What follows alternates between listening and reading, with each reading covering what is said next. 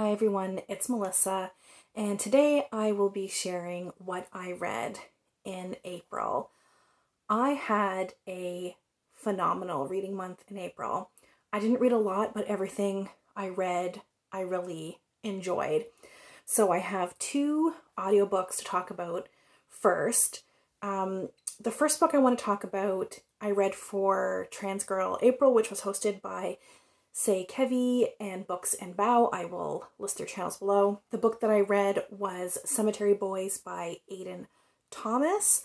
I will make sure that the audiobook narrator is listed in the description box. This is a YA fantasy about families that are brujos and brujas, and brujos are the men of the family, and they help release spirits into the afterlife, and brujas can heal people. And the main character, Yadriel, is around 16 years old, and he is a trans boy, and so he hasn't been accepted as a brujo, but he decides to undergo the brujo ritual on his own, and in doing so he ends up awakening a spirit. The spirit is a teenage boy named Julian, who is a little bit abrasive, very impulsive, quite annoying, but is caring and is someone who is very loyal to his friends. Yadriel agrees to help Julian find his friends to make sure they are okay, and in exchange Julian will allow Yadriel to release his spirit, proving that he is indeed a brujo. There is a bit of a ticking clock element because the longer spirits are around without going into the afterlife, the greater the chance that they will turn maligno, turn evil essentially. And there's also this countdown where it's only a few days until Dia de los Muertos, and on that day all of the brujo, there's basically a ceremony to welcome them into the community, and Yadriel wants to prove himself before then. And then the stakes get higher as the story progresses. I really loved this book. I think that it did a really good job developing the relationship between Yadriel and Julian as they come to understand each other better. And I just loved how much heart the story had.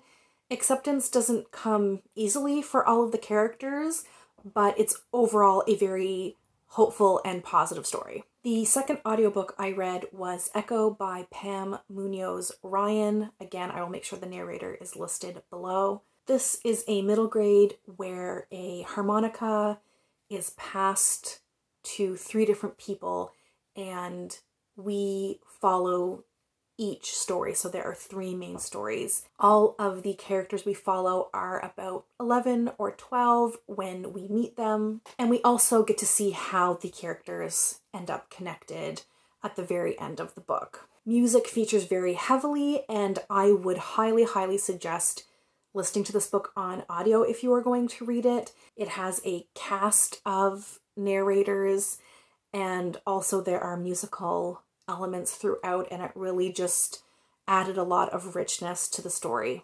The first story follows Friedrich, who is in Germany in 1933. So we have the rise of the Nazi Party, and Friedrich, one of his own family members, ends up becoming involved with the Nazi Party and tries to get Friedrich to join the Hitler Youth. And so we follow kind of the ramifications for what's going to happen to his family. The second story follows Mike in Pennsylvania in 1935 and his younger brother Frankie. They are at a boys' orphanage, and they want to be kept together. They don't want to be separated. But as Mike gets older, there's the risk that he will be hired out to a farm and that Frankie will be adopted on his own. So we follow their story. And then the last story is Ivy in Orange County in 1942. Her older brother has just enlisted into the army and is going off to war. Her family is moving to Orange County because her father gets an opportunity to run a farm, because the owners of the farm are Japanese Americans who have been sent to an internment camp with their 2 young daughters. I thought this book was beautiful, even though it gets into some pretty heavy topics. I think that was done with quite a bit of care, and I really appreciated how the stories all centered family in very different ways, but they all centered family. I loved the focus on music and the beauty of music and how music can connect us. And I think this is one of those novels that is great for the intended audience and for grown-ups too. I also read 2 books in print. The first is The Secrets of Heartwood Hall by Katie Lumsden of the channel Books and Things. If you follow Katie's channel, you know that she talks a lot about classics, particularly classics from the Victorian era. And this is a historical fiction set in Victorian times, and it is exactly the type of book that you would expect Katie to write. The main protagonist is a woman named Margaret. She has been recently widowed, and she is returning to being a governess. She gets a job as a governess to a young boy at Hartwood Hall, and as the title would suggest, Hartwood Hall is full of secrets. There is a wing that is all shut up that no one goes into. The fact that the people who live here, as well as the servants, don't ever go into the village. They don't ever really seem to leave Hartwood Hall, except for the mistress of the house, Margaret's employer, who is often absent on business, but no one really tells her what that is. And this book is all about unraveling all of the mysteries. It is in conversation with Victorian Gothic novels. I saw a lot of the twists coming, and I think some of them can be obvious, especially if you've read the books that inspired this book. However, after those twists are revealed, they are often turned on their head a little bit, or will be followed up with another twist that's something you wouldn't have seen coming. At least I didn't see some of these things coming. So I liked the fact that things didn't play out exactly as I thought they would. And yeah, it's a really atmospheric read, and I think just a lot of fun to try to figure out what's going on. And the last book I read is a short story collection, Stories of Your Life and Others by Ted Chiang.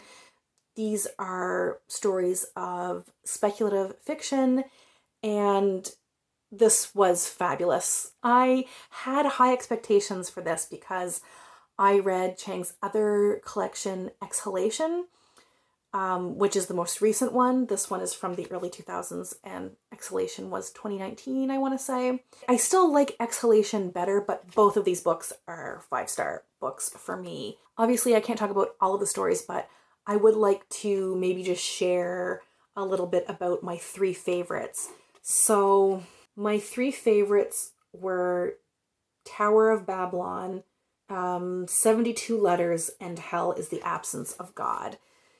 Tower of Babylon, this is a take on the Tower of Babel story. People have constructed this tower to try to reach heaven, and it is so tall that it takes 2 months to climb from the bottom to the top of the tower. This tower has been built across centuries, and they are finally at the point where they are about to reach the vault of heaven, and they have to bring up miners to start chiseling through the vault. So we follow one miner who is making the trek up the tower to start digging into the vault of heaven. One of my other favorites is 72 Letters.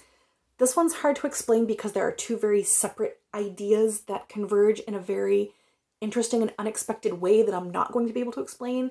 So I'll just talk about one of the elements, and that is that it is based on the Jewish folklore around golems. So they can animate clay or other inanimate material by using specific words. And the main character studies the science of figuring out what words will animate the automatons to perform certain actions. And my very favorite story is Hell is the Absence of God. It is set in a reality where there is proof of God, there is proof of heaven and hell, and there are often visitations from angels. So angels will come to earth to bestow blessings on people. They might cure someone's cancer, for example. But an angel entering and exiting the mortal plane is catastrophic, and multiple people normally die in the wake of these visitations. And it deals with this conundrum of sincerity, of wanting to get into heaven, but being angry at God, not being able to force sincerity of loving him.